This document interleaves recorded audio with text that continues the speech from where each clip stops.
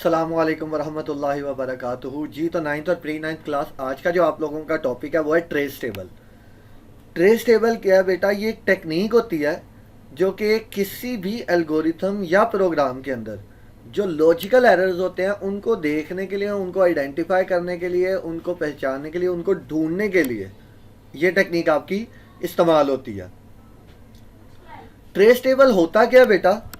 जिस तरह से आप बुक्स के अंदर या अपनी कॉपीज़ के अंदर इस तरह से टेबल्स बनाते हैं अपने, जिसके अंदर मल्टीपल कॉलम्स और मल्टीपल रोज बन जाती हैं। इस तरह से उसके अंदर कॉलम्स बन जाएंगे और ये रोज इस तरह से आपके सामने आपको नज़र आ रही होंगी। उस टेबल के अंदर भी ट्रेस टेबल भी इसी तरह से ही होता है कि उस टेबल के अंदर मल्टीपल रोज और कॉलम्स आपको नज़र आ रहे होते हैं। हर एक कॉलम के अंदर, कॉलम क्या होता है बेटा? आपकी ये जो वर्टिकल बॉक्सेस जितने भी होते हैं, जिस तरह ये जितने भी बॉक्सेस इस डायरेक्शन में हैं, ये आपके क्या हैं? कॉलम्स हैं। और ये आपकी रोज होती हैं जो हॉरिजॉन्टल डायरेक्शन के अंदर होती हैं।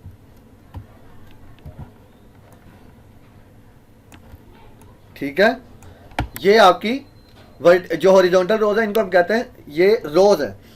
तो जो कॉलम्स होते हैं, हर एक कॉलम के अंदर आपकी किसी ना किसी वैल्यू का नाम आ रहा होता है, किसी ना किसी वेरिएबल का नाम आ रहा होता है। लाइक अगर हम लोग जो लास्ट एल्गोरिथम हम लोगों ने डिस्कस किया उसके अंदर हम लोगों ने देखा था कि हाइट की बेस पे हम देख रहे थे कि कौन वॉलीबॉल टीम के लिए एलिजिबल है और कौन नहीं है। तो हाइट एक वेरिएबल था, तो वेरिएबल जो हाइट है उसका नाम यहाँ पे लिखेंगे हर कॉलम के ऊपर, और हर रो के अंदर उस वेरिएबल की हम लोग वैल्यू लिखेंगे। ये आपका ट्रेस टेबल होता है। A trace table is a technique used to test algorithm in order to make sure that no logical errors occur while the algorithm is being processed. Trace table एक ऐसी technique है जिसे algorithm की जांच करने के लिए इस्तेमाल किया जाता है ताकि ये यकीनी बनाया जा सके कि एल्गोरिथम पर कार्रवाई के दौरान कोई मंतकी गलतियां वाकया नहीं होंगी या हो सकती हैं। तो मतलब ये टेक्निक क्या करेंगे? इंश्योर करेगी इस चीज़ को, इस बात की यकीन दहानी कराएगी कि ट्रेस टेबल की मदद से आपके एल्गोरिथम या आपके प्रोग्राम के अंदर किसी भी किस्म का कोई एरर या कोई गलती नहीं बचेगी। The table usually takes the form of a multi column multi row table. Table की फॉर्म किस तरह से होती है? मल्टीपल, उसके अंदर कॉलम्स होते हैं और मल्टीपल रोज होती हैं। With each column showing a name of data. Her column के ऊपर किसी ना किसी डाटा मतलब वेरिएबल का नाम लिखा होगा, और and each row showing values of data at each step. और हर स्टेप के अंदर क्या होगा? जो वैल्यू उस वेरिएबल की चेंज हो रही होगी या कांस्टेंट रह रही होगी वो हम उसके अंदर शो करेंगे रो के अंदर। टेबल आमतौर पर मल्टी कॉलम मल्टी कतार टेबल की शक्ल में होता है, और जहां हर कॉलम में डाटा का नाम जाहिर होता है और हर एक कतार में हर मरहले पर डाटा की वैल्यू या कीमत। मिसाल अब देखते हैं। Table in next slide shows a trace table of the given algorithm. अगली स्लाइड में जदूल या टेबल दिए गए एल्गोरिथम का ट्रेस टेबल दिखाता है। दिया गया टेबल जो अगली स्लाइड में, और एल्गोरिथम कौन सा जो हमने पिछले लेक्चर के अंदर स्टडी किया था।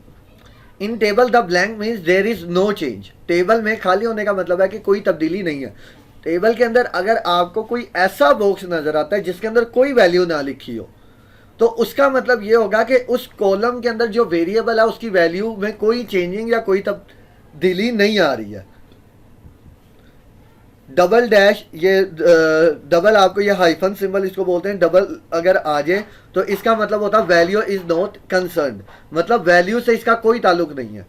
मतलब उस चीज, उस स्टेप के अंदर अगर मैं स्टेप 4 के ऊपर हूँ और उस स्टेप के दौरान किसी बॉक्स के अंदर मुझे ये सिंबल नजर आता है, तो इसका मतलब ये होगा कि उस स्टेप के अंदर उस वेरिएबल की वैल्यू यूज ही नहीं हो रही।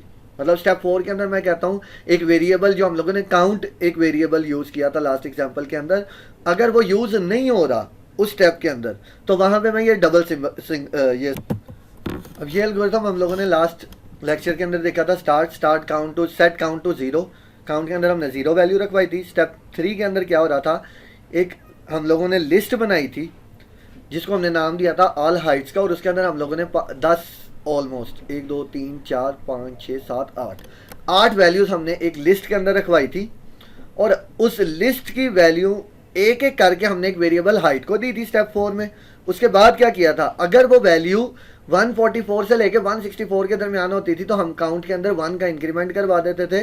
काउंट हमें टोटल नंबर ऑफ स्टूडेंट्स या टोटल नंबर ऑफ पर्सन्स बताता था जो जिनकी हाइट इस रेंज के दरमियान थी। उसके बाद हम लोग आउटपुट करवा देते थे स्टेप 6 में, और स्टेप 7 में हमने कहा था ये। अब ये आपके सामने, ये आपकी बुक से एक डायग्राम ली गई है। इसमें बेसिकली किया क्या हुआ है, उस एल्गोरिथम के स्टेप्स और उसमें यूज़ होने वाले वेरिएबल्स को दिखाया हुआ है। तो हर स्टेप के अंदर कौन सा वेरिएबल यूज़ हो रहा है, किस वेरिएबल की वैल्यू में कोई चेंजिंग नहीं आ रही या किसकी वैल्यू यूज़ ही नहीं हो रही, वो सारे अब आपको इनमें एक एक करके समझाता हूँ। In table step 1 has no effect on data. अब स्टेप 1 अगर मैं आपको दिखाऊं तो स्टेप 1 के अगर हम लोग देखें तो कहीं पे भी ना तो एम्प्टी है। एम्प्टी का मतलब है कि यूज़ तो होगा लेकिन वो चेंज नहीं करेगा वैल्यू को। इस सिंबल का मतलब ये था कि इसमें वैल्यू यूज़ ही नहीं होगी वेरिएबल की। और स्टेप 1 वैसे भी क्या था, स्टार्ट, तो उसके अंदर तो वैल्यू यूज़ ही कोई नहीं होगी। टेबल में मरहला 1 का डाटा पर कोई असर नहीं होता। Step 2 is assigning 0 to count. मरहला 2 काउंट के लिए 0 तफवीज कर रहा है। इसका मतलब क्या है, अगर यहां पे मैं इसको जूम करूं स्टेप 2 के ऊपर तो देखें काउंट की उसने वैल्यू लिखी हुई है 0 के, काउंट को 0 वैल्यू मिल रही है। हाइट्स, ऑल हाइट्स जो लिस्ट है उसके अंदर कोई चेंजिंग नहीं आ रही, ना हाइट वेरिएबल के अंदर कोई चेंजिंग आ रही है। ठीक है, मतलब उसका इस टाइम लिंक ही कोई नहीं है कि इसमें वेरिएबल यूज ही नहीं हो रहा। उसके बाद क्या हो रहा है, in step 3 list all heights is introduced. मरहला 3 में ऑल हाइट्स लिस्ट मुतारिफ करवाई गई है। मरहला नंबर 3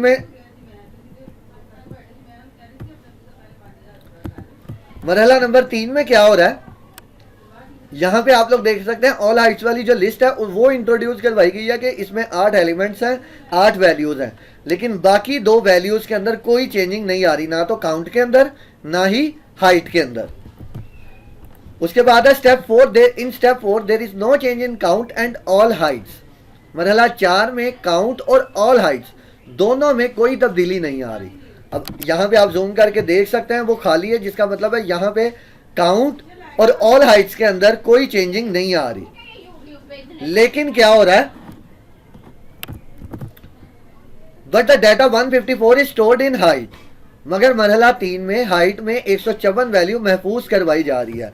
मरहला नंबर 4 में आप लोग देख सकते हैं कि क्या हो रहा है, स्टेप 4 के अंदर चेंजिंग कोई नहीं हो रही, लेकिन वैल्यू जो है वो 154 इंटर उसके अंदर सेव करवाई जा रही है। किसके अंदर, हाइट के अंदर।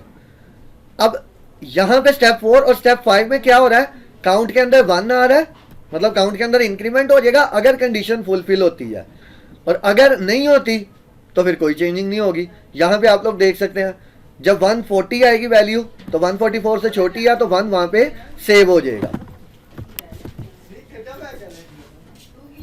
अगेन वही पिक्चर। अब वो कह रहा है it is compared in step 5 and the value of count is updated if data is in given range. मरहला 5 में इसका मुवाजना किया जाता है, मतलब स्टेप 5 के अंदर जो 154 है उसको कंडीशन के साथ हमने कंपेयर किया था कि 144 से बड़े हो, हाइट 154 से बड़ी हो और 164 से छोटी या इक्वल हो। तो अगर तो ये कंडीशन सेटिस्फाई होगी तो वैल्यू काउंट की 1 का उसमें इंक्रीमेंट या इजाफा हो जाएगा, अदरवाइज कोई चेंजिंग नहीं आएगी, जैसे यहाँ पे आप देख सकते हैं। अब स्टेप 4 और 5 में वो जो लिखा हुआ ना फॉर ईच, वो एक लूप है, जिसका मतलब है जब तक वैल्यू खत्म नहीं हो जाती ऑल हाइट्स की लिस्ट में से तब तक ये स्टेप 4 और स्टेप 5 रिपीट होते रहेंगे। जैसे यहाँ पे आप देख सकते हैं स्टेप 1, स्टेप 2, स्टेप 3, 4, 5, फिर अगेन 4, 5, फिर 4, 5, और यहाँ पे जब तक इसकी वैल्यूज आ रही हैं, ये आपके सामने जो आपको नजर आ रही हैं, जब तक ये वैल्यूज रहेंगी तब तक ये सारा काम रिपीट होता रहेगा। जब ये वैल्यूज खत्म होगी उसके बाद काउंट की वैल्यू में भी कोई चेंज नहीं, ऑल हाइट्स में भी कोई चेंज नहीं, और हाइट में भी कोई चेंज नहीं, और स्टेप 7 के अंदर आपने कुछ करना ही नहीं है। Step 4 and 5 is repeated for each value. हर कीमत के लिए मरहला 4 और 5 दोहराया जाता है। तो ये बेटा आप लोगों का आज का टॉपिक था, ट्रेस टेबल किस तरह से आपके एल्गोरिथम के साथ लिंक्ड है। अगेन एक इसकी छोटी सी समरी आपके सामने बयान करता हूं। सबसे पहले ट्रेस टेबल क्या होता है, रोज और कॉलम का कॉम्बिनेशन होता है। इसके अंदर होता क्या है, कॉलम्स के ऊपर हम वेरिएबल या डाटा का नाम लिखते हैं, और रोज के अंदर हर स्टेप के अंदर स्टेप का नंबर लिखते हैं, और किस स्टेप के अंदर किस वेरिएबल में क्या चेंजिंग हो रही है वो बताते हैं। अगर कोई चेंजिंग नहीं हो रही तो उस बॉक्स को खाली छोड़ते हैं, अगर उस वेरिएबल का उस स्टेप के अंदर कोई यूज ही नहीं है तो डबल डैश का सिंबल लगाते हैं, और अगर वैल्यू चेंज हो रही हो तो वो वैल्यू लिख देते हैं जो चेंज हो रही है। ठीक है, तो ये इसका थोड़ा सा हम लोगों ने ओवरव्यू मैंने आपको बता दिया, बाकी जो बातें आपको बताई हैं, और टेबल साथ आप लोगों ने टेबल और एल्गोरिथम लाजमी बनाना है। अगर क्वेश्चन इस तरह से पूछा जाए कि आप लोगों ने ये कंप्लीट, अब ये टॉपिक कंप्लीट नहीं हुआ जो हमने कल स्टार्ट किया था, identification and correction of errors, उसके अंदर अब ट्रेस टेबल ये दूसरा पोर्शन है। अगर तो ये पूरा लॉन्ग क्वेश्चन बने तो फिर आइडेंटिफिकेशन और करेक्शन ऑफ एरर्स में आपने चूंकि लिख दिया होगा कि वो एल्गोरिथम हम लोगों ने कौन सा यूज़ किया। अगर उसमें आप एल्गोरिथम की एग्जांपल लिख चुके हैं तो फिर इस ट्रेस टेबल वाले टॉपिक के अंदर आप नहीं लिखेंगे, लेकिन अगर अकेला ट्रेस टेबल वाला आपसे पूछा जाए फिर आपने एल्गोरिथम भी लिखना है, और फिर उस एल्गोरिथम के हिसाब से आप लोगों ने ट्रेस टेबल ड्रॉ करना है। तो इस टॉपिक को आप लोगों ने अच्छी तरह से स्टडी करना, और अगर किसी भी किस्म का कोई भी क्वेश्चन आपका रह जाए तो वो आप लोग पूछ सकते हैं। अब इंशाल्लाह नेक्स्ट लेक्चर में आप लोगों से मुलाकात होगी, तब तक अपना बहुत बहुत ख्याल रखिएगा। थैंक यू वेरी मच, अल्लाह हाफिज़।